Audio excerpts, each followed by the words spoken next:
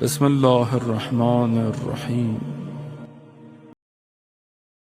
یہی وہ درس کربلا ہے کہ دیکھو تم زندہ قوموں میں سے گنے جاتے ہو، یہ زندگی کی نشانی ہے، یہ وہ عزت ہے جو خدا نے آپ لوگوں کو عطا کی ہے کہ تم ہو جو نشانی بیداری ہو، تم لوگ ہو جو آج بھی، یعنی آج پوری امت مسلمہ میں اگر کسی پہ ظلم ہو وہ امید کس سے رکھتا ہے؟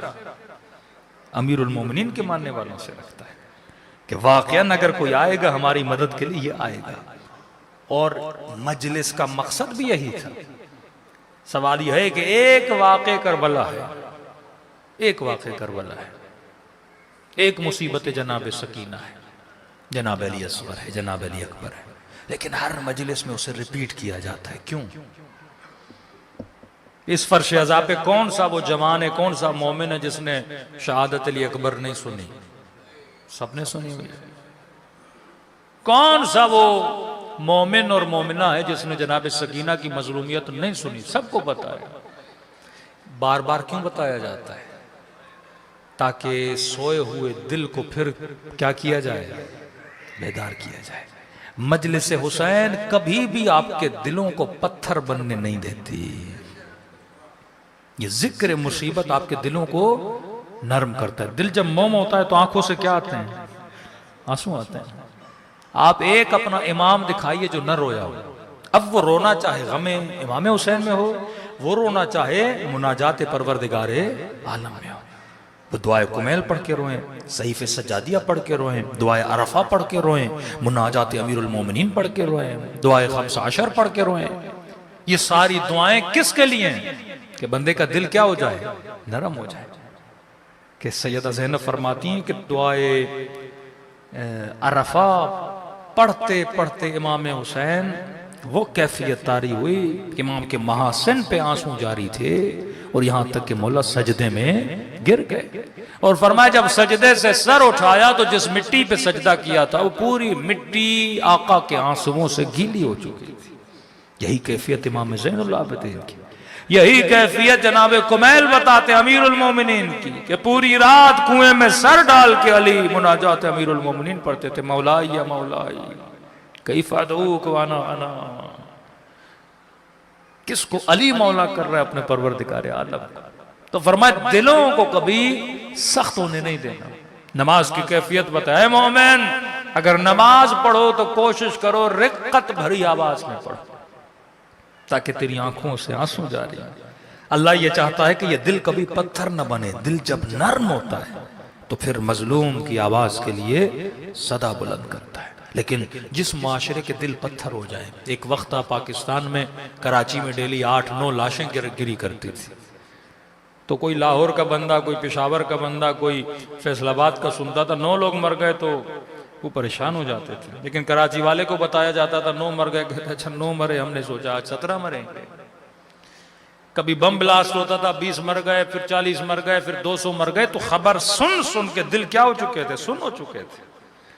اب پرواہ نہیں، 200 مرے مر گئے۔ عید میلاد النبی پہ 100 سے زیادہ لوگ مر گئے، جوں کی توں تک نہیں ہوئی پاکستانیوں کو۔ دل کیا ہو چکے ہیں؟ پتھر ہو چکے ہیں۔ اٹلی یا فرانس میں ایک جوان کو پولیس نے مار دیا، ایک جوان کو، پورے ملک میں ہنگامے ہو گئے کہ پولیس نے غلطی سے ایک جوان کو مارا ہے۔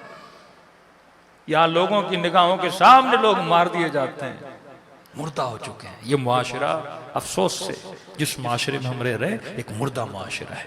لوگ مر جائیں پرواہ نہیں، عزتیں لٹ جائیں پرواہ نہیں۔ یہ زندہ دل بندہ حسینی ہوتا ہے۔ کتنے لوگ ہیں جو ظلم سن کے راتوں کو روئیں، کتنے لوگ ہیں جو مظلوم کی آواز سن کے روئیں۔ یہ رونا بتاتا ہے کہ بندہ کیا ہے؟ زندہ ہے۔ امام حسین اپنی مجلس میں بلا کے تیرے دلوں کو زندگی عطا کرتے ہیں کہ زندہ ہوگے تو حسینی رہو گے۔ مردہ انسان اس معاشرے میں بہت پائے جاتے ہیں۔ فرما دل میں درد پیدا کرو، مظلوم کی آواز کے لیے آواز اٹھایا کرو۔ مجھے نہیں پتا کراچی میں کوئی ریلی نکلی کہ نہیں، اگر مظلوموں کی حمایت میں سب سے بڑی ریلی نکلنی چاہیے تو وہ اہل بیت کے ماننے والوں کی آواز ہونی چاہیے۔ اگر ہم عاشورہ کا جلوس نکالیں، 40 کا جلوس، وہ ٹریننگ دے رہے ہیں امام حسین آپ کو کہ آج سے 1000 سال پہلے جو ظلم ہوا تھا اس ظلم اور بربریت کے خلاف تم کیا نکال رہے ہو؟ جلوس نکالے. تو یہ ٹریننگ ہے کہ آج بھی اگر ظلم ہو تو تمہارا ضمیر کیا ہونا چاہیے؟ بیدار ہونا چاہیے. تو فرمایا آنسوں گریا یہ نشانی ہے کہ بندہ بیدار ہے. تبھی فرمایا جو بندہ سنگ دل ہو وہ کم روتا ہے، جس کا دل نرم ہو وہ زیادہ روتا ہے. آیت اللہ لزمہ بہجت نماز پڑھتے تھے تو گریا کرتے تھے. امام خمینی کے لیے مشہور ہے، نماز تہجد میں گریا کرتے تھے. بعض اوقات کہتے ہیں بچے پریشان ہو جاتے تھے کہ اس طرح رو رہے ہیں جس طرح ایک چھوٹا بچہ روتا ہے. یہ گریہ عشق ہے، گریہ شوق ہے. کبھی یہ گریہ دوری کا گریہ ہوتا ہے. آج ہم میں سے کتنے لوگ امام زمانہ کی دوری میں گریہ کرتے ہیں؟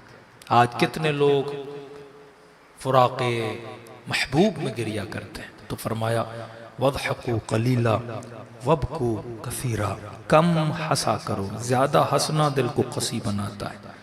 وَابْكُوا كَثِيرًا، زیادہ رویا کرو.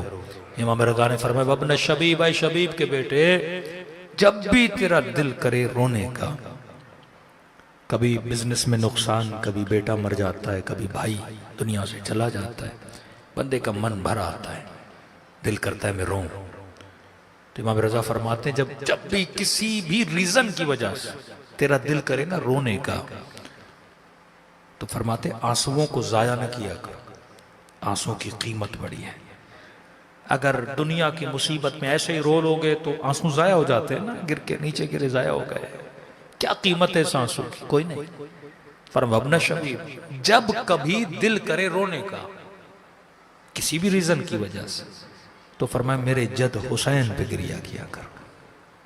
اب اس آنسو کی قیمت یہ ہے کہ سیدہ فاطمہ اپنے رومال میں اس کو جمع کر لیتی.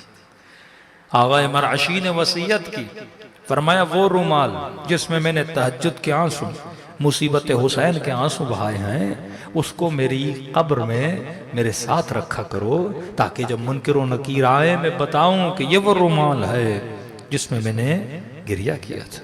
وہ سجدگاہ میرے ساتھ رکھا کرو جس پہ میں نے سجدے کیے تھے. وہ تسبیح میری قبر میں رکھو جس تسبیح پہ میں نے ذکر پروردگار عالم کیا ہے.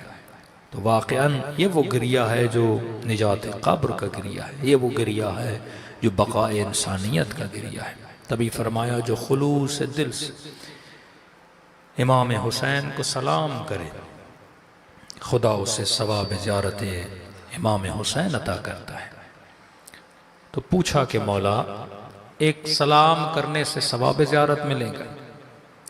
فرمایا ایک نشانی ہے، اگر وہ نشانی تیرے اندر آ جائے تو سمجھنا خدا نے تجھے زیارت حسین کا ثواب عطا کیا.